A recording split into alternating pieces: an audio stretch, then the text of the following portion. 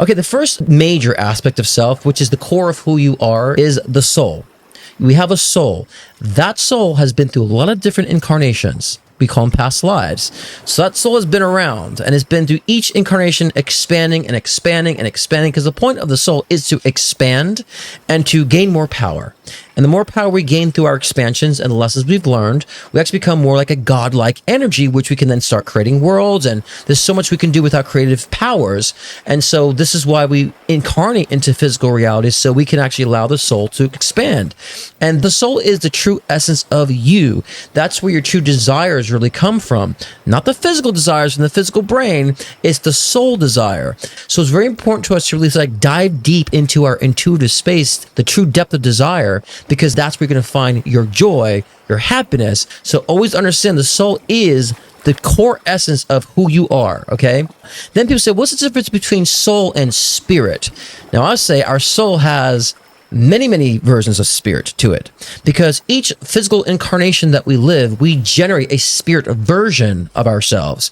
So when I die, the Scott Cruz persona, physical persona, will then generate a spirit version of that life that was lived that's still interactable by other spirits and other souls. And so we still hold on to that information. And so a lot of people ask when I'm being in a mediumship session, what if someone has reincarnated? How do you channel them? I said, well, the soul always moves on, but the soul has so many different variables of spirit attached to it that it can be interactable, because it's still part of the soul experience. We're multidimensional that way.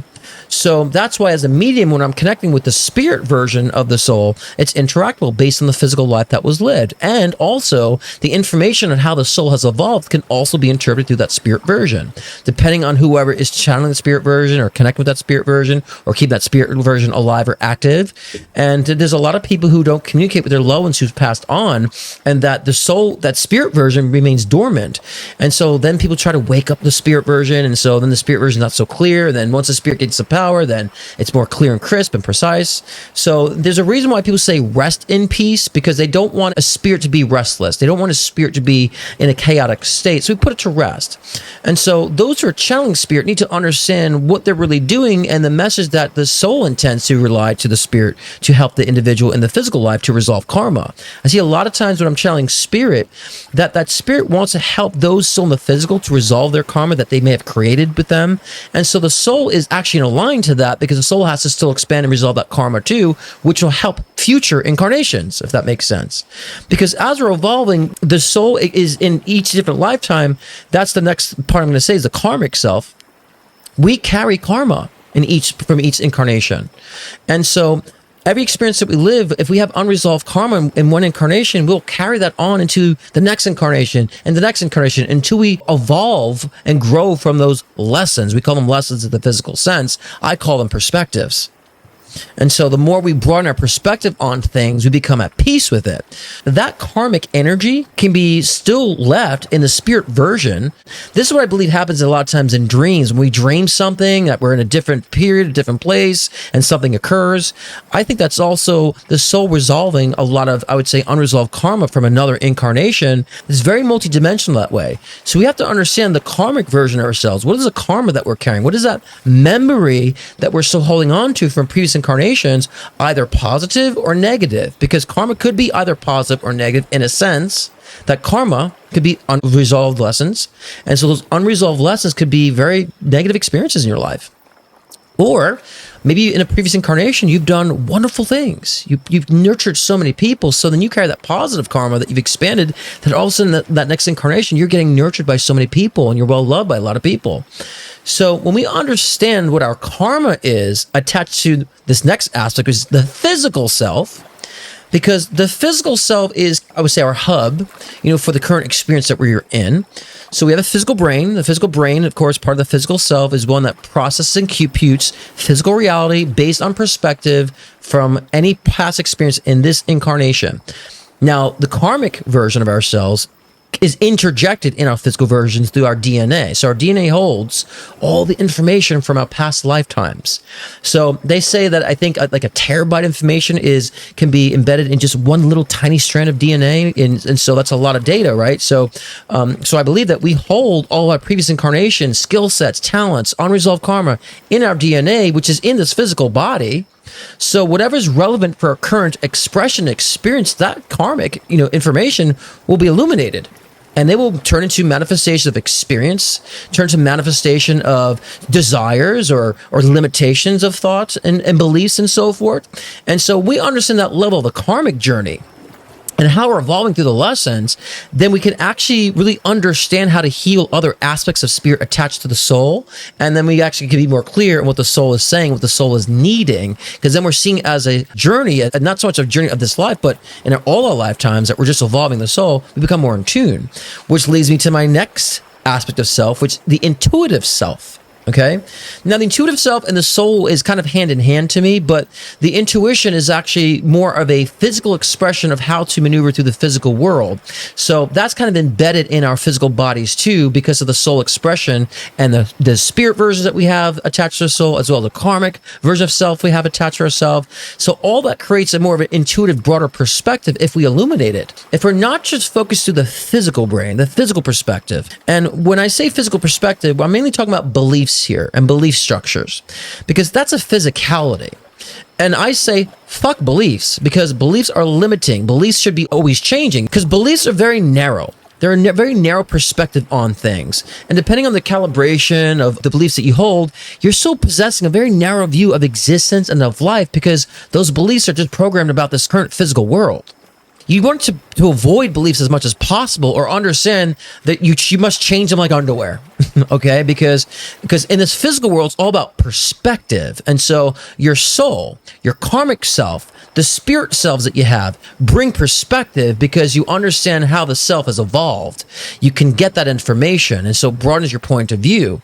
So that's where, again, it goes right back to the intuitive self being, well, then you start knowing, you start sensing similar energies around you through other people about your life trajectory, because your life trajectory is the soul, spirit, karmic, and physical incarnations combined creates a trajectory for you because of the lesson need to be learned for expansion. You become in tune to that. That's when you become very intuitive and psychic. You can predict things. You can look ahead and re-alter and change things, because you've synced the soul, spirit, karmic, intuitive, and physical bodies together. So that's where the psychic awareness comes in.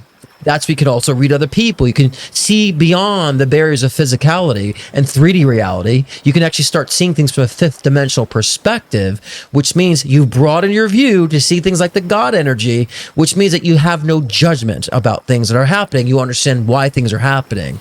You don't start feeling bad because someone's suffering. You understand, well, that's karmic. They're reaping those rewards in this current incarnation. So therefore, you are objective in understanding why things are the way they are, why they are connecting the way they're connecting. But you see, beliefs doesn't do that. Beliefs just filters things. Belief is a filtration system. So why the hell would you want to put any type of filtration system on your perspective? If you're trying to broaden perspective, beliefs just narrow it down and fragment it down and keep a very linear, narrow viewpoint of your own existence and existence in general. So always be checking on beliefs that you might have unconsciously. Now, we call them subconscious beliefs, unconscious beliefs.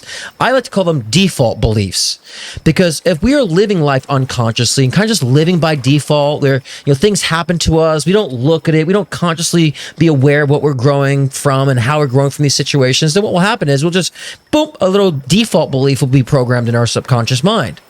It's just a default belief because you're not looking, not observing your circumstances. You might be in a gluttonous state that I just want to feel good. I just got to feel good. I need that relationship. I need it now. You're living life unconsciously. You're not living from the soul. And so this is why you have to be very, very aware and conscious of the life that you're living, so you could be conscious on creating belief if need be. My belief is I have no beliefs. I have perspective. I have experience, and I see things, and I just continuously want to see more. Okay, there's, I would say, default beliefs that we can create consciously. It could be like, hey, look, I believe I shouldn't be killing people. You could set the parameter. They should be very basic, like the 10 Commandments. Very basic should be the only beliefs that you possess. Everything else should be wide open. See, politics has been very, very contaminating, creating brain worms in people because of focusing on people's empathy and creating beliefs and charging people based off beliefs. So that's why politics is a very damaging aspect to our psyche, as well as culture right now. So all beliefs that stand up for what you believe, fight for what you believe. It's like, that's all wrong. Because usually 9 times out of 10, 99% of the times, when people are fighting against something, they become it. So what you fight against, you start becoming. So if you're unconscious to this, and I'm starting to see even with the political sides, they're both doing the same thing to each other. They're both calling each other stupid. They're both saying they're brain dead. They're both saying that they're immoral. They're both saying that they're unethical. They're both saying they don't have empathy. They're both doing the same exact thing. So, you have to be very conscious of how you're behaving. So it's not about what you believe. You should be tossing those beliefs. I wouldn't fight for a belief. It's just an idea. It's just a thought. And the belief is created by continuously thinking something. If you continuously observing something, you just believe it. Like many people who have continuously bad relationships and cheating relationships, they just believe all men are cheaters. All women are cheaters. It's like, you only choose to see reality in that way. Why are you believing that to be a fundamental truth? See the trap there? We need to understand all these different aspects of self so you get a big glimpse of why you're in this current experience, that you're not living by default and thus carrying and inheriting all these nonsensical beliefs just because you didn't consciously observe what you've been going through. Okay? So a lot of people say, why are things happening to me? And why am I not psychic? And why am I not getting where I want? This is why. And this leads me again to be repetitive about these manifestation communities. It's gotten so foolish that people just think, I thought something, there's power there. It's like, thought is the beginning. Thought is the creation to get things in motion, and to actually get things moving is through action. And you should be leading through action from the soul expression, which means you can feel a zest and a zeal inside you. You know when you're wanting something that's bad for you. We all do. And so, but if something is bad for you, you will know, oh, this is karmic. I have to go through this to let me learn it. You have a different perspective on it. Not blindly having experiences or blindly having relationships that are detrimental to your growth just because you want a freaking relationship, and you're not really having one because you're so blind to what you're supposed to learn and to grow into, right? Because you got to be the energy you want to experience. That is true. So it's time to really dive into those aspects of the soul. So a lot of people ask me, how do you tap into the soul? Well, first is look for it. If you ask yourself, because you have a soul, if you say, what's my soul? Then you'll understand, okay, you'll feel an energy. You'll feel a passion. You'll feel a sense of a morality too, in a sense, like a sense of right and wrong, what you should be doing or shouldn't be doing. You'll feel that sense in the soul. We have to understand these different aspects, and a good gateway in the physical form that you're in now to really find the soul is to start looking at your karma. Start looking at your unresolved thirst. That's a great gateway to get to the soul. So many people don't find it fathomable in their minds to go to the soul directly. I say, well, just look at your karma then. Look at your repetitions in your life. Be conscious of what the shit is going on in your life. Be conscious of wanting to change it, to evolve from it. So many people love playing victim. They love saying, I'm a victim to the circumstance. It's like, okay, but I understand. And just FYI, I'm a victim of sexual abuse myself. I went through suicidal ideation. I went through conversion therapy. I went through agoraphobia. I had anxiety. I also went through ritualistic abuse and religious trauma syndromes too. I gotten over. So I went through a lot of that trauma, especially with the consistency with sexual abuse. So I don't want to hear from people defending and fighting for being a victim because of what they've been through. You're not supposed to sit in it. You can say, I was victimized, but it's up to you to determine what you're going to do with that victimization. Are you going to become empowered by that? Are you going to be a teacher of those who have been victimized themselves to overcome it? What are you going to do with it? Just sitting back and arguing that you've been victimized, and especially today, people arguing for victimizations from previous generations that didn't experience. What good does that serve anybody? Doesn't.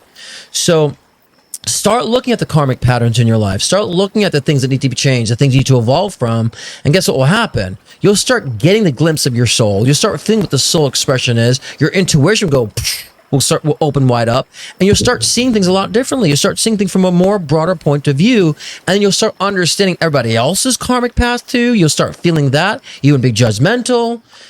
How you've mastered this and you won't have to be reincarnated in this physical world is that you're objective and unaffected. That's how you know you're ready to ascend from planet Earth. Because no matter what you're looking at, you're objective and unaffected. I've reached levels of this in my life. It kind of scares me because I'm like, I should be bothered by that, but I'm not. But I understand why it's there and I understand why it's all existing. But that's the point, because that's what freedom is. If you think of true freedom as you're objective and unaffected, nothing could persuade you into a certain way of thinking or feeling. You're just not affected by it. You get to dictate what you wish to feel and what you want to explore and experience, not circumstances. That's the gateway to mastery of this physical world. When you guys think of this way, that's a true aspect of self. It's not about visualization, manifestation, beliefs. Get that out of your system. There's been an agenda to harvest energy from those who are in these manifestation, dream it up reality type of movements. They're getting to believe that just focus on what you want, believe what you want, focus, imagine. Oh yeah, believe it, write it down 5,000 times what you want. And so these people are just like putting out all that energy to this ideology, which is from an extraterrestrial group of beings that are just preying on that energy and sucking that energy. You guys have to be aware of this, okay? Action is the key to manifestation in this reality, putting things into motion. And we came here to be physical so we can enjoy putting it into motion. That's the whole point of physical reality. And that means behavior, how you're presenting yourself to the world, to yourself, all that stuff is what action really is. When you resolve karma, and especially if you resolve karma midlife, that's when you can manifest what you want. Only under those parameters, because you can focus on something, your perspective is broadened, you're just more psychic about how to maneuver around things that match your vibe. So I wouldn't call it manifestation. I would call it you just have a realization aspect of life. You can see things. You're more psychic now because you can go here, go there, make this choice, and so you can maneuver around the maze in a sense.